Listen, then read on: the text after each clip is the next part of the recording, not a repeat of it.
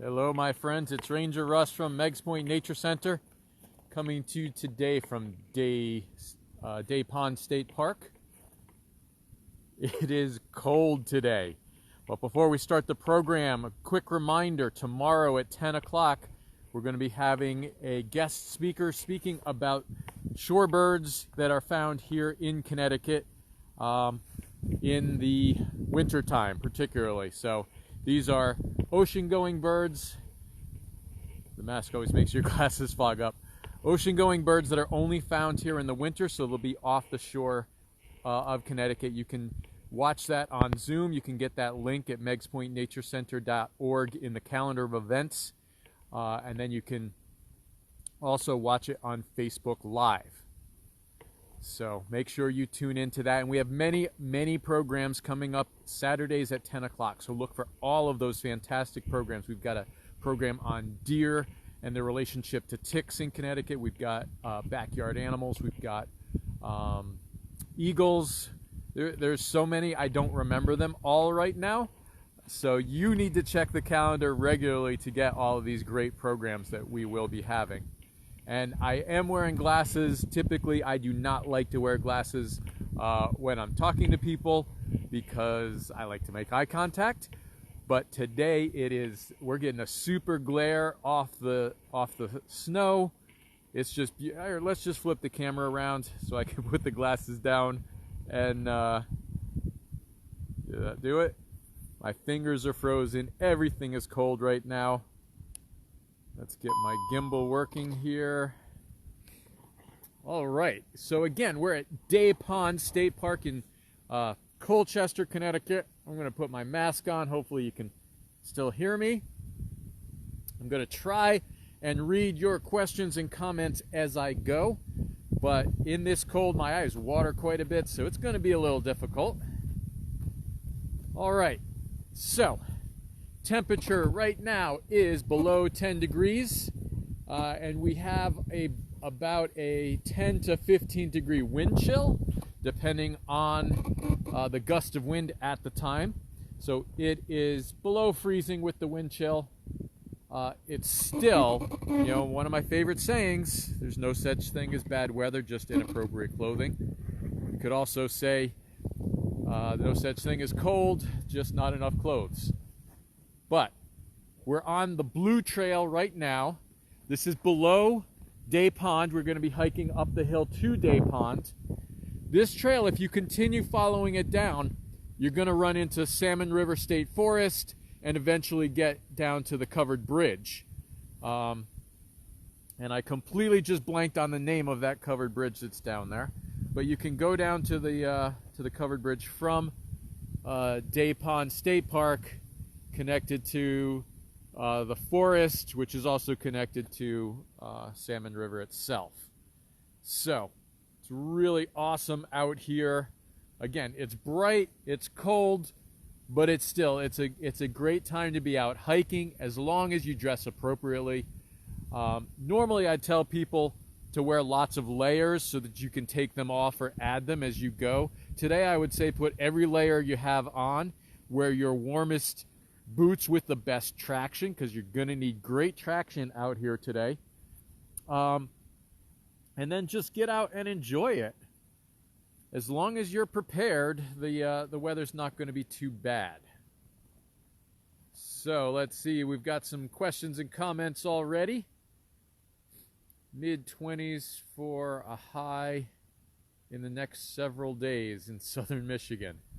So you guys are having the same cold temperatures there that we're having here. And actually it's supposed to last a while, so your cold will probably reach us eventually, and it will be that cold here. So you can see the snow. There's more snow up here. I am further north. I'm about 45 minutes from Hammonasset. So we're inland a bit, and now other people have used this trail, but you can see right on the side of the trail, looks like a little squirrel was hopping around this rock. Okay. Now, The other day we were tracking and I was having a hard time telling between squirrels and rabbits, and I think we decided most of them were rabbits. This is definitely a squirrel. The feet, the rear feet, the larger ones, are much smaller, and it goes right over straight to a tree, and then it disappears. No, not that tree. It's this tree. It went up this tree over here. So this nice big cherry tree. See, I had scouted that before, and then I missed the tree. It went up this nice tree, so we know it's a squirrel, because rabbits don't climb trees. All right, we're going to head up the trail here. I'll tell you a little bit about Day Pond State Park. It's 120 acres. So it's not one of the larger parks, but again, it joins into a state forest. So the trails are quite a bit longer than you would typically think of for just a 120 acre or 180 acre state park. Now this park was established in 1949. Oh, look at that. Let me angle this down a bit. There's some more squirrel track right there. That one is on the snow. It didn't even penetrate the snow. Nice clean track. So everything, the snow is frozen now. Wow, there's lots of squirrel tracks over here, all following up that log. Look at it, tracks all the way up and back, both directions on the log. Really cool. And that's something you want to look for when you're tracking.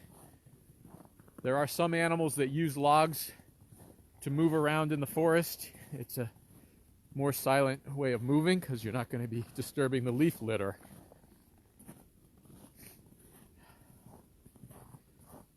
Now,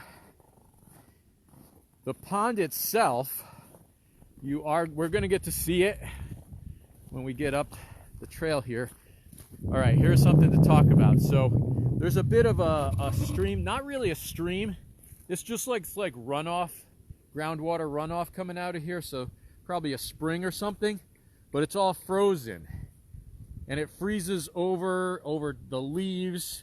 This is where you really have to be cautious when you're hiking anywhere. As soon as you get an open area like that, it doesn't necessarily mean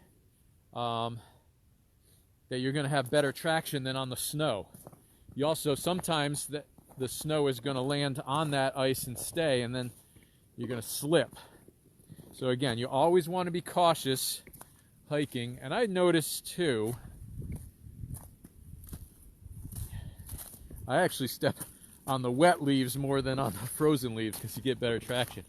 Right here, I'm noticing that the quad went up this trail. So state forests have different rules, and because this is unknown trail to me, I don't know if it's legal or not for quads to be on it. This wider trail here, I'll show you back. Nice wide trail. Looks like there's posts along there, so this may be a gas line or an old power line road or fire road, I don't know what. But that may be legal for quads, but these blue blaze trails are absolutely not. Oh, look, here's one of the signs. No bikes, no horses, no vehicles. Okay, oops, I gotta show you the sign. So that's really important to follow these rules that we have. They're there for a reason. Most of our blue blaze trails in the state of Connecticut are cared for and maintained by the CFPA, the Connecticut Forest and Park Association. I'm going to rearrange my gimbal here. So we really want to, it's a volunteer organization, and we want to help out those volunteers by protecting the trails. And horses, bikes, and quads do more damage than pedestrians, so just keep that in mind. There are trails, designated trails for all of those. There are horseback riding trails here in the park. hiking trails as well. So 2 different sets of trails. Some of them are just for hiking, some for hiking or horses. Because of the pond, there is swimming here, there's fishing. Obviously you can picnic here too. There's nice places to picnic. All right. Let's see, we have any more comments? I am at Day Pond State Park in Colchester. I think I'm pretty much the southern edge of Colchester. Not very far up into Colchester here. All right. Now, it's cold out today. It is possible for the bark of a tree to freeze and crack. It's possible for the sap inside of a tree to freeze and crack. It's not going to freeze the same temperature as water. It has to get quite a bit colder than that for it to freeze. And it has to be sustained for a period of time for it to freeze. So it is always possible for that to happen. It'll split a tree. Now sometimes it's just going to cause a scar. Most of the time it's not going to, annihilate the tree. Look at this beautiful stream. Look at this. There's water still running, flowing under the ice there. And it goes right across the trail and continues down. And you can see many people use this trail. It's a popular hiking path, very popular dog walking path. I think I see as many dog tracks as I do people tracks. But again, this is where you want to be very cautious crossing. And there is some flex there, and I can see the water. Let me show you. When I push, I don't know if you can see through the ice. You see the movement under there. So it's not frozen all the way to the bottom, but pretty close. So this water is really spreading out and not flowing very deep underneath, under the ice.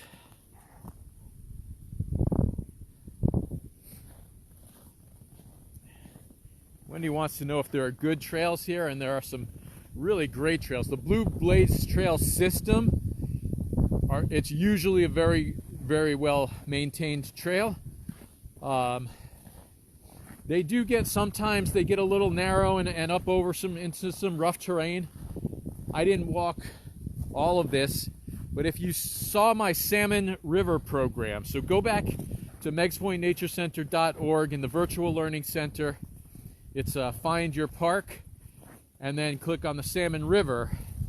I hiked the other end of this trail, actually coming up towards the trail I'm on now. So I've done both ends of the trail. That end is nice and wide and easy. This end is nice and wide and easy. So in between could be a little different, and it's a pretty nice long trail to hike as well.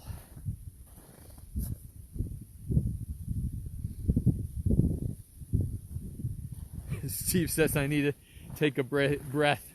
The cold really makes you more short of breath than normally would be. All right, so we're coming up here now. Day Pond was built by in colonial times to power an up-down sawmill by the Day family. Their last name was Day. And they built this dam, created the pond to drive a water wheel for an up-down sawmill. And growing up near Ledyard, I always got to visit the Ledyard up-down sawmill. Ooh, look at that rock up there. It's pretty neat. So that is a natural sort of berm there. The pond is on the other side of it. We'll look at the dam in a second. So I did get to visit the Ledyard up-down sawmill quite a bit growing up in that area. It's really cool. It was one of the oldest operating sawmills in the country. I don't know if it's still running over there, but it is a great place to visit. I would highly recommend it. Obviously, this sawmill doesn't exist anymore. Now, I couldn't find out things like how much this park cost to purchase, or when the dam was actually built. But the park was established in 1949, so it's been around for a while. Now, if you look around the pond, you can see there are some signs that tell you that you can ice fish this pond. Now, I said the park itself is 180 acres. The pond is 7 acres. And at its deepest, it's only 10 feet. You can see there's some ice fishermen out there. It's only a 10-foot deep pond, so it's not a very deep pond. I'm going to see if I can get out onto the ice here. Let's talk a little bit about, so here's swimming area in the summertime. This is a sandy beach. I know you can't tell here, but there's a little patch of sand out there.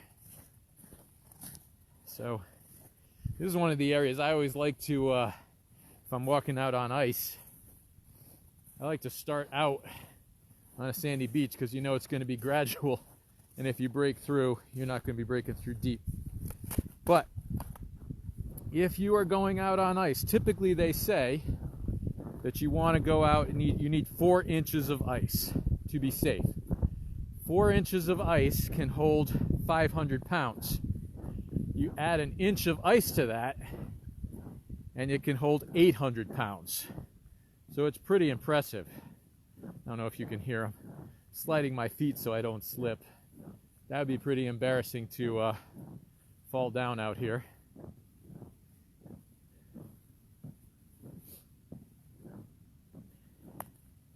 All right, so we're looking out. You know, this is, again, 7 acres of pond and 10 feet deep. So how do the fish survive in the winter?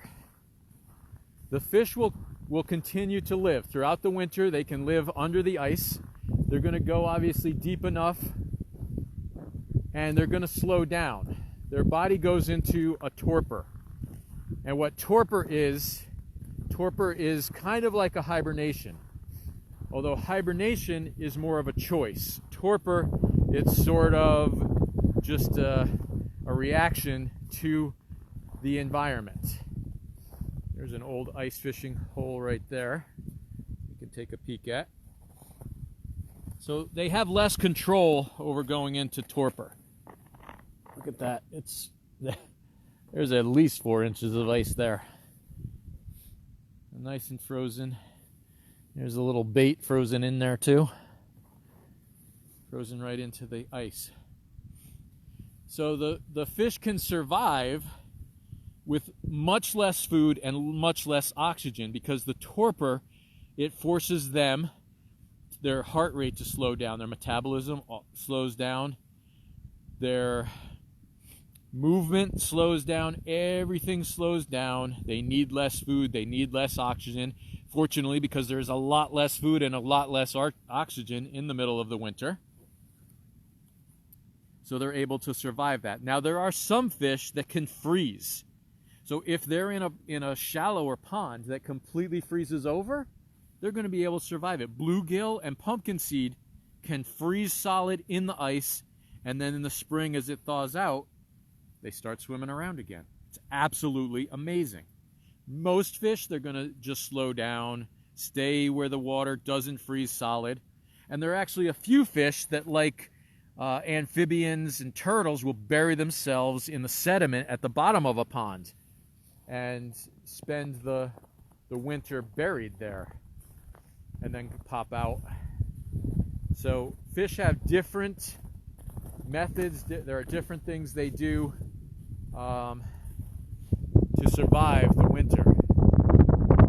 You can see there's the ice fishing gear right there, and then beyond that it looks like people have cleared off a it's like an ice skating pond area.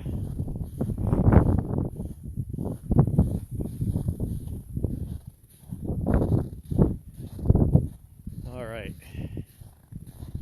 it is super bright out here.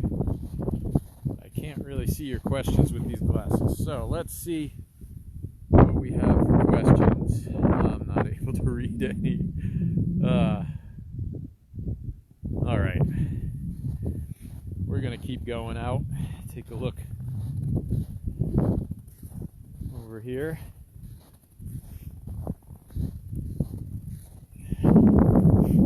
So please, if you want to go ice fishing, please check your regulations.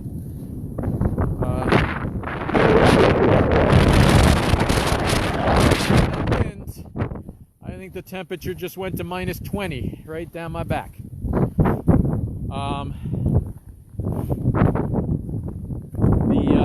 Most state facilities, state ponds, are going to have the regulations listed around them. So if you go just circle around, there's going to be usually a tree with a yellow sign like the one back there that tells you what the regs are for fishing there. Again, just like staying on a trail and only using the trail for what it's intended for, you know, keeping horses or motorized vehicles off trails, the reason is to preserve and protect the trail. Same thing applies to fishing. We have regulations to maintain a sustainable population of fish. So lots of skating tracks out there. Wind blowing the little wisps of snow across. It's absolutely beautiful. There's some really large cracks out here too, but it looks like those are old and frozen solid. Actually, it looks like below them is completely frozen. All right, I'm gonna try and find a shady spot or an angle. I'm seeing a whole lot of what looks like burned bagels or English muffins around here, so somebody must have brought some breakfast with them. All right, let's go back over here. I'll see if I can get in the shade and answer some questions. Now, generally, the center of a pond, the ice is going to be thicker, more stable. Near the edge where it gets shallow, the ice might not be able to reach all the way, or if you've got branches, like you see the branches of those trees, or leaves that are sticking up, unless it's super cold, those could be a softer area that you want to watch out for near the edge of a pond. With the temperature that we had last night and today, I am really not too concerned about being near the edge. Take a look right here though. So obviously there's fishing during the summer as well, because there's a bobber stuck in the tree. And I wish I was a little bit taller. I don't think I'd be able to reach that. I don't want to be jumping up in the air with your camera.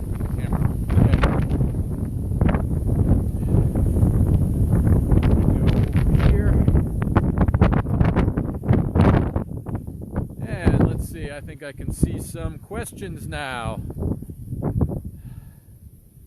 My eyes are watering a bit, but is it as cold here? Oh, my mom had a question. Let me scroll back here. Brook is frozen over with thin layer.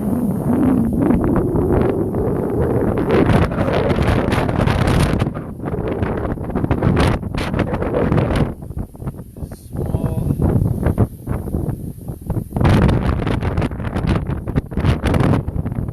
So, yes, it's probably pretty much the same temperature here as it is there.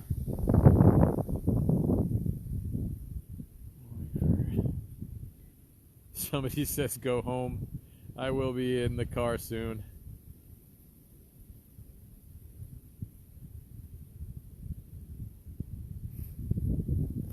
Water current current here is very strong, so it takes longer to freeze. That's a really good point. Standing water like a pond is going to freeze much more solidly than any sort of moving water. So even that little shallow spring, because it was moving, it's going to stay moving longer than a pond. Now the water under the pond is moving. You can see the dam. Let's move up here a little bit. There's the dam over there. So there is still water moving under the pond, which means it's not going to freeze down below.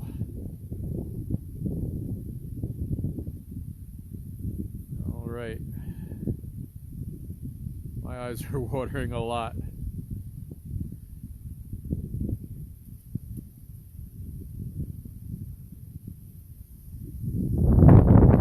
Looks like Susan has shoes called Yak Tracks, which have great traction. Can we ice skate there? Yes, you can. What is an up-down sawmill? Good question. An up-down sawmill, a water wheel will spin a cog, which then drives a saw in an up and down motion. So instead of a circular blade, like some sawmills have, that just spins, an up-down sawmill has a blade that goes up and down. If you can imagine a two-person saw, a person underneath and a person on top, driving that saw up and down, the water wheel does the same thing. So I hope that explains an up-down sawmill properly.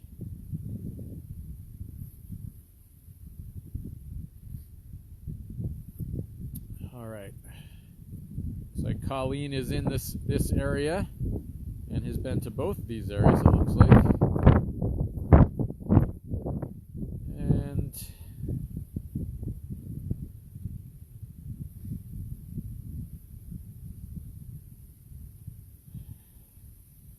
all right. So I think I got most people's questions.